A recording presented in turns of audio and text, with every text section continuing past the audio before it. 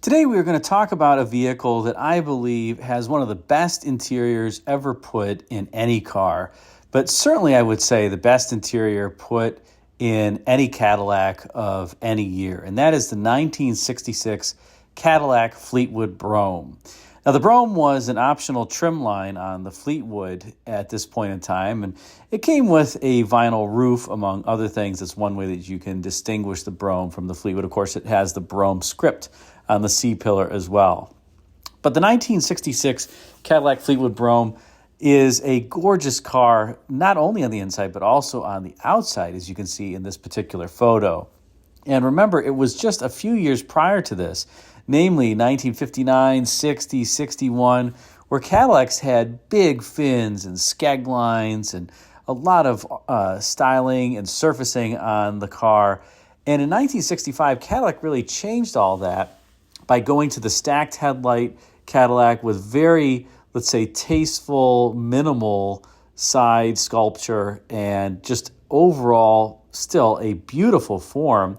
But it was beautiful without being over the top and overly detailed. It was almost like a modest Cadillac, if you will, kind of anti-Cadillac. Cadillac for some time was a car that you would pull up in a driveway and people would say, oh gosh, that person had arrived, because they saw this car with these tremendous fins and tons of chrome.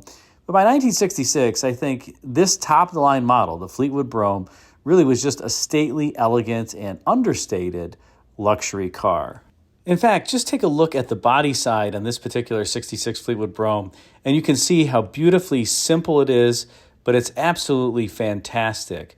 And I love the highlight. Notice the upper portion there of the fender, the front door, the rear door, the quarter, how the light is breaking above that crease. So it has this beautiful highlight and then a low light underneath it. So you don't necessarily have a ton of sculpture associated with the sides.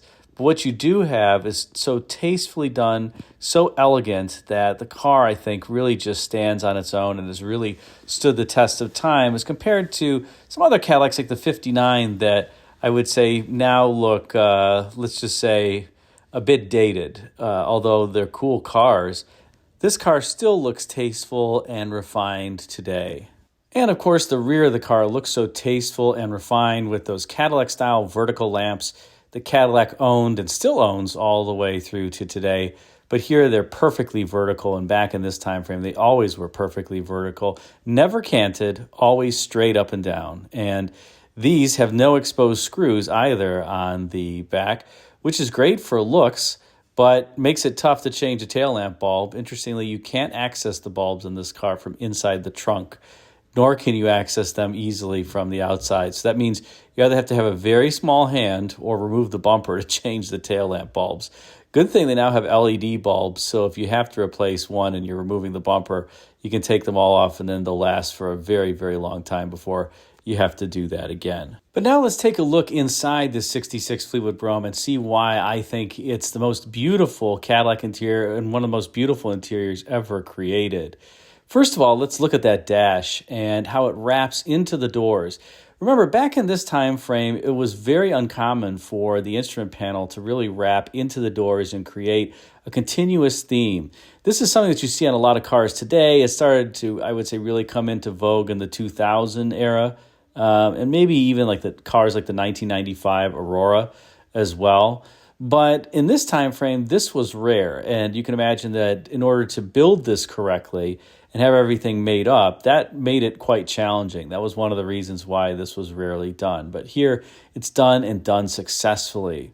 Then you have these beautiful, let's say, integrated armrests. Look at how the armrest, particularly on the passenger side, looks like it's flowing from the area underneath the instrument panel all the way through to the door, creating the window switch pod into the door handle. Again, just one continuous interior, and the theme in this car is fantastic, just absolutely fantastic.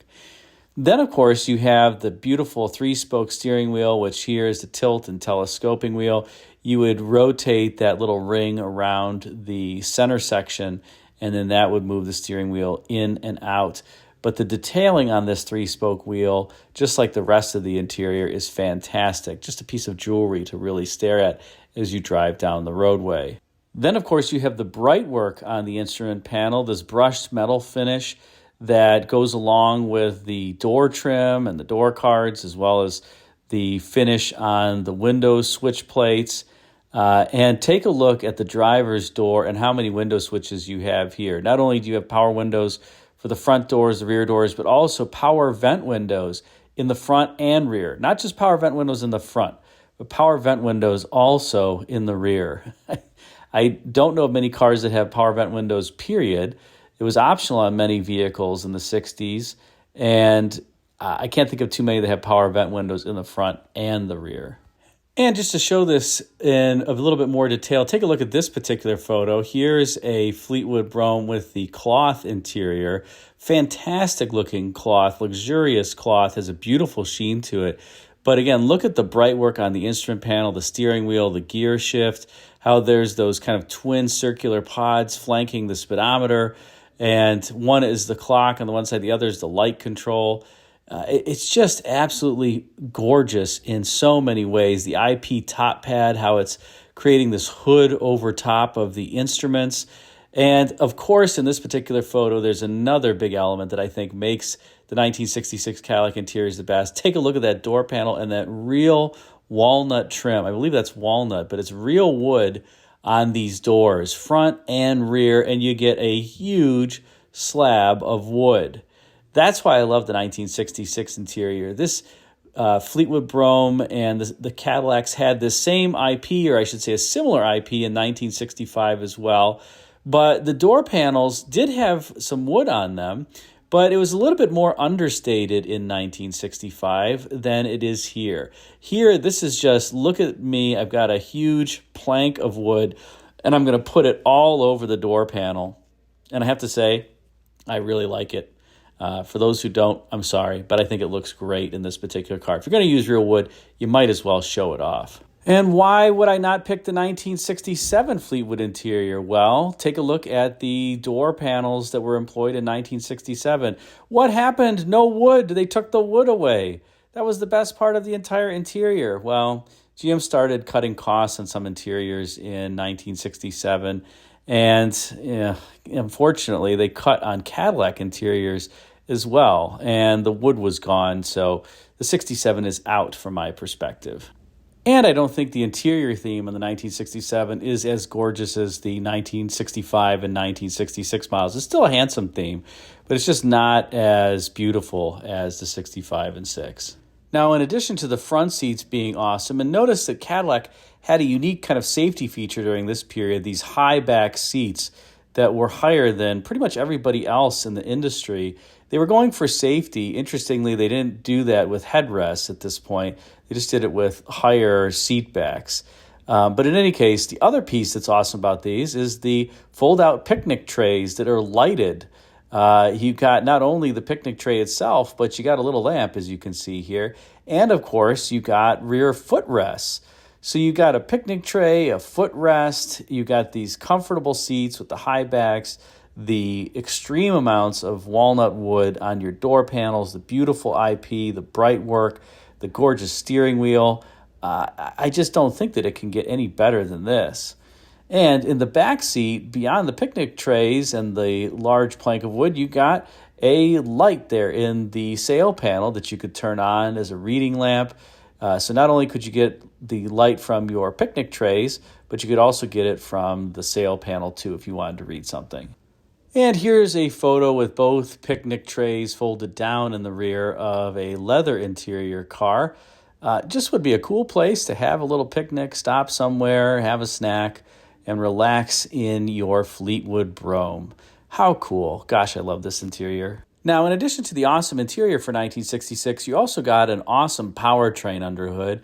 The Cadillac 429 cubic inch V8 making 340 horsepower. This was an enlarged version of the 390 cubic inch V8. Silky smooth power and quite reliable in general. They did have some issues with the oil pump in the front timing cover, sometimes wearing through if you didn't change your oil that frequently.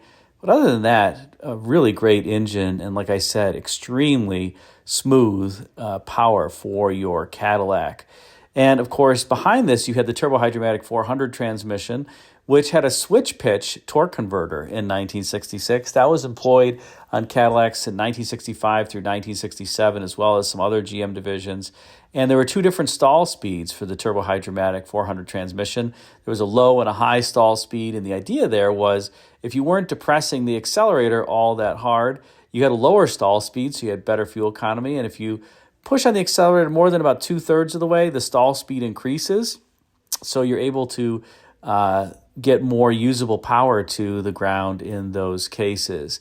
And it works extremely well. So it's kind of like you have, almost feels like you have a 6-speed automatic, but you don't really. You just have a variable pitch stator in the torque converter. So the powertrains were great. The styling was great. The interiors were great. And like I said, I think the interiors on these Fleetwoods are better than just about anything else that was around. And certainly for any American car, I think it's hard to beat this. Is there an interior that beats this in your mind? I can't think of anything else from Cadillac. If I really strain my brain, though, I can think of maybe one or two from Lincoln that kind of rival this, in my opinion. Particularly the 1970 to 71 Mark III interior, where they were employing real wood. I think it's just fantastic, particularly the 71 with the high back seats. That one might be a close second. That's a beautiful interior, beautiful materials and fit and finish. But which do you like better? Put a comment in the comment section and let me know. Thanks again for watching.